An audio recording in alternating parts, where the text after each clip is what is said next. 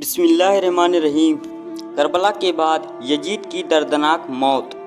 دوستو، حضرت عمر رضی اللہ نے ایک مرتبہ حضرت حذیفہ رضی اللہ سے پوچھا کہ اے حذیفہ، مجھے ان فتنوں کے بارے میں بتاؤ کہ جو سمندر کی موجوں کی طرح اچھال ماریں گے اور بڑے بڑے نیک لوگوں کو بھی اپنی چپیٹ میں لے لیں گے۔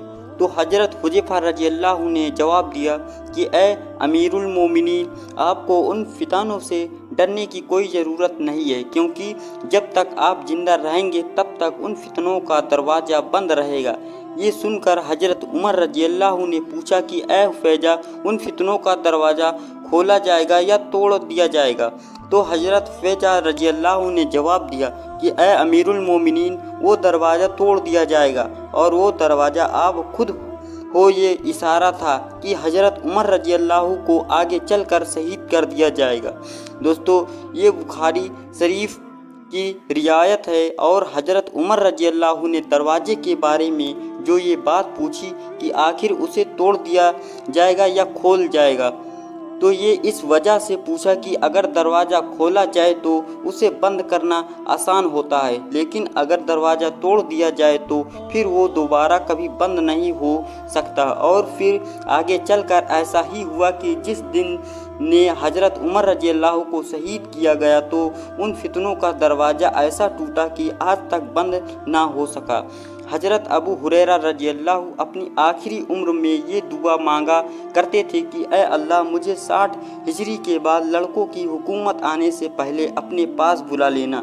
لڑکوں کی حکومت سے اشارہ یزید کی حکومت کی طرف تھا، اور ایسا ہی ہوا کہ حضرت ابو ہریرہ رضی اللہ کی 59 ہجری میں وفات ہو گئی، کیونکہ حضرت ابو ہریرہ رضی اللہ حدیثیں جانتے تھے کہ جن میں اللہ کے رسول صلی اللہ علیہ وسلم نے ظالم یزید کی حکومت کی طرف اشارہ کیا تھا۔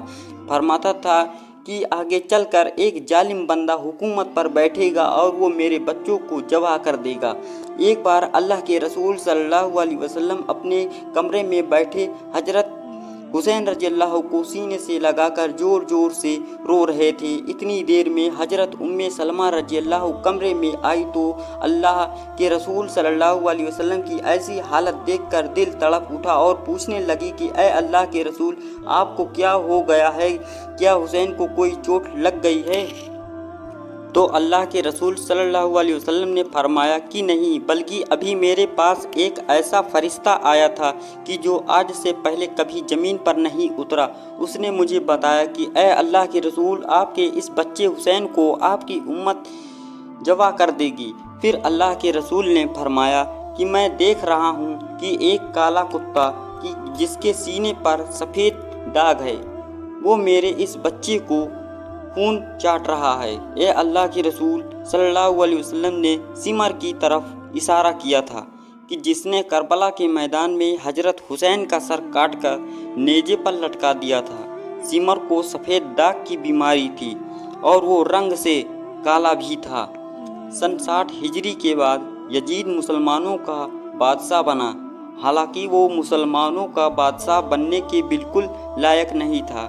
اسلام میں حکومت کا طریقہ خلافت والا رکھا گیا ہے، ملوکیت والی نہیں۔ خلافت کا مطلب ہوتا ہے کہ ایک بادشاہ کی وفات کے بعد اگلا خلیفہ مسلمان خود ہی جس کو مناسب سمجھے اسے بنائے، اور ملوکیت کا مطلب ہوتا ہے کہ ایک بادشاہ اپنی وفات کے وقت اپنے ہی لڑکوں کو اگلا خلیفہ بنا دے، اب وہ لڑکا چاہے خلیفہ بننے کے لائق ہو یا نہ ہو، جیسے کہ آج کل سعودی حکومت میں چلتا آ رہا ہے۔ سن 60 ہجری کے بعد جب حضرت معاویہ کی وفات ہوئی تو ایسا ہی منظر پیش آیا اور ان کا لڑکا یزید حکومت کا بادشاہ بن بیٹھا۔ حالانکہ اس وقت یزید سے کسی کو ذاتی نفرت نہیں تھی، بلکہ مسلمانوں سے، اور حضرت حسین رضی اللہ نے جو یزید کی مخالفت کی تھی اس سے بڑی وجہ سے تھی کہ یزید کی مسلمانوں کے بادشاہ بننے کی کوئی بھی صفت موجود نہیں تھی۔ यहाँ तक कि जब मशहूर सहाबी हजरत अब्दुल्ला बिन हांजला रज़ियल्लाहु यजीद के दरबार में उसका जायज़ा लेने गए तो वापस आकर मदीना वालों को बताया कि यजीद एक ऐसी करने वाला लड़का है, वो रात में शराब पीता है, मुसलमानों का पैसा हराम कामों में उड़ाता है और लड़कियों का शौकीन है। अब जब यजीद के अंदर इतनी बुराइयां थी तो नबी के नवासे हजरत हुसैन रज़ियल्लाहु कैसे इस बात को बर्दाश्त कर लेते कि हमारा बादशाह एक गुनाहगार इंसान बने। हजरत हुसैन रज़ियल्लाहु को खलीफा बनने का कोई शौक़ नहीं था, बल्कि उस वक्त के लोगों ने हजरत हुसैन रज़ियल्लाहु को मजबूर किया था कि वो यजीद के मुकाबले अपने हाथों पर लोगों को बैत करे, इस्लामी हुकूमत की बागडोर संभाले। आखिर लोगों के बहुत ज़्यादा मुताबले पर जब हजरत हुसैन रज़ियल्लाहु मदीना से कूफा शहर की तरफ निकले तो यजीद ने एक बड़ी फ़ौज भेजकर हजरत हुसैन रज़ियल्लाहु को करबला के मैदान में बड़ी बेदर्दी के साथ शहीद कर दिया और तमाम अहले बैत की औरतों की कैद करके अपने दरबार में पेश किया। यजीद इन अहले बैत की औरतों के साथ कुछ भी बुरा सलूक शुरू करना चाहता था, लेकिन हजरत ज़ैनब के दिल चीर देने वाली खुतबों के यजीद के पूरे महल को हिलाकर रख दिया। इसलिए यजीद के डर कर तमाम अहले बैत की औरतों को जल्दी से मदीना वापस रुखसत कर दिया।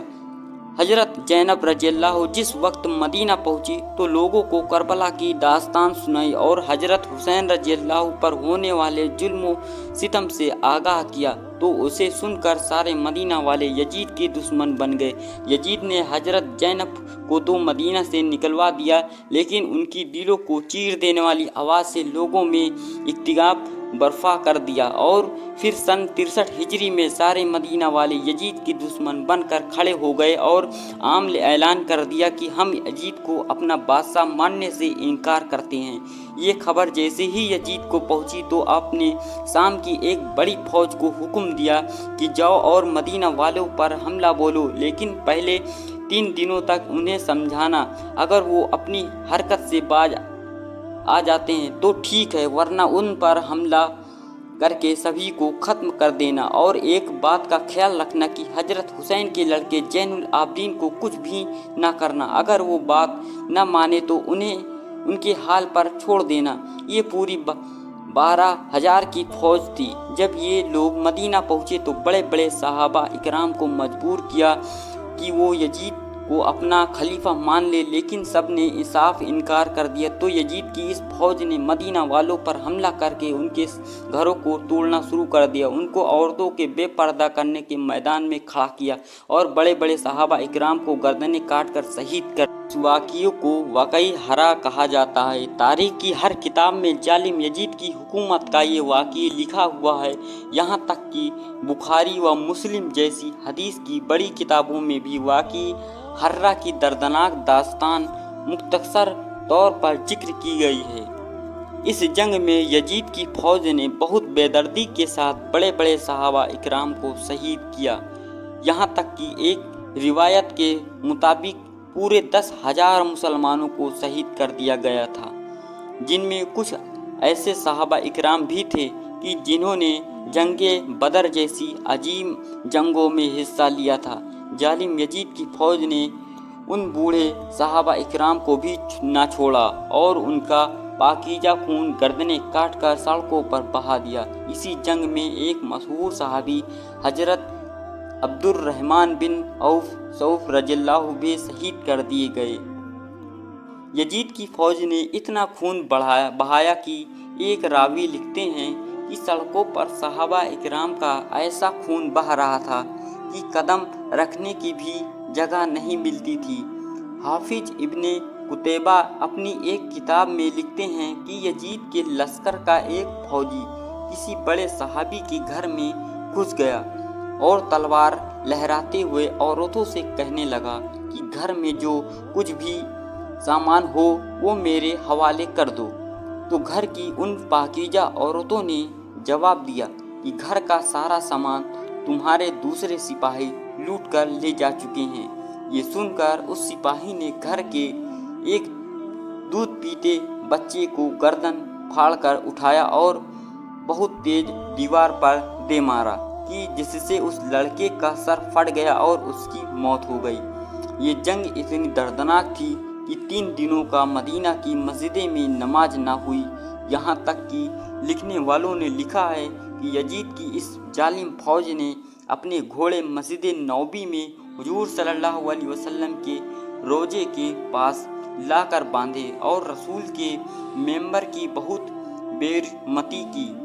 आखिर इस जंग के बाद जब यजीदी लश्कर मदीना छोड़कर वापस गया तो मदीना के हर घर से रोने की आवाज़ें आने लगी।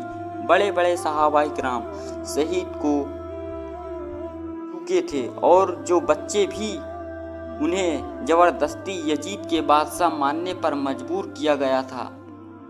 इस वाक़ये कुछ ही दिन बाद यजीद पर अल्लाह का अजाब आ गया और फिर वो ऐसा बीमार पड़ा कि बिस्तर से उठने के लायक भी ना बचा। उसके पेट में एक दर्द उठा और फिर उसकी आंतें सड़ने लगी। वो बिस्तर पर ऐसे तड़पता था कि जैसे पानी के बाहर मछली तड़पती हो। आंतों की सड़ने की वजह से वो रात भर अपने बिस्तर पर चीखता रहा। यजीद के इलाज के लिए बड़े बड़े डॉक्टरों को बुलाया गया, लेकिन सभी नाकाम रहे, क्योंकि ये उस जालिम पर अल्लाह का अजाब आ गया था। उसे अब कोई नहीं टाल सकता। उस बीमारी में उसे बहुत प्यास लगती, लेकिन अगर वो पानी पीता तो अंदर जाकर वो आग की तरह खोलने लगता और ऐसा महसूस होता जैसे सीने में पिघला हुआ शीशा डाल दिया गया हो, और अगर पानी न पीता तो प्यास से बुरा हाल हो जाता। क्योंकि इसी जालिम ने हजरत हुसैन रज़ियल्लाहु को करबला में प्यास से तड़पता तड़पता कर शहीद किया था। आज उसी के बदले अल्लाह ने उसे ऐसी इबरतनाक सजा दी कि वो दुनिया के लिए इबरत बन गया। आखिर इसी बीमारी में तड़प तड़प कर जालिम यजीद की 15 रबीउल सन 63 हिजरी में मौत हो गई। जब उसके दरबारी उसकी लाश के करीब आए तो उसे ऐसी बदबू आ रही थी कि सभी दूर भाग गए। कोई उसे दफन करने के लिए तैयार नहीं था। पूरे महल में लाश की बदबू फैल रही थी। हर एक परेशान था। आखिर किसी तरह चेहरे पर पिठियां बांधकर जालिम यजीद को मकामे हुरैन में दफन कर दिया गया। लेकिन उसके कुछ सालों के बाद जब आपसी हुकूमत में बनी तो उनके खलीफा ने यजीद की कब्र खोद कर जब उसकी लाश बाहर निकाली तो उसे देखकर सभी कांप गए। लाश देखकर ऐसा लगता था जैसे उसके चेहरे को लोहे से पीटा गया हो। उसके सारे जिस्म पर जहरीले कीड़े रेंग रहे थे और एक अजीब तरह की बदबू हर तरफ फैल रही थी। ये देखकर खलीफा मंसूर ने यजीद की लाश को इबरत के लिए सूली पर लटका दिया, ताकि लोगों को मालूम हो जाए कि जो भी अहले बैत को तकलीफ़ें देगा अल्लाह उसका ऐसा ही बुरा अंजाम फरमाएगा। दोस्तों, अगर वीडियो अच्छी लगी तो लाइक करें, चैनल को सब्सक्राइब जरूर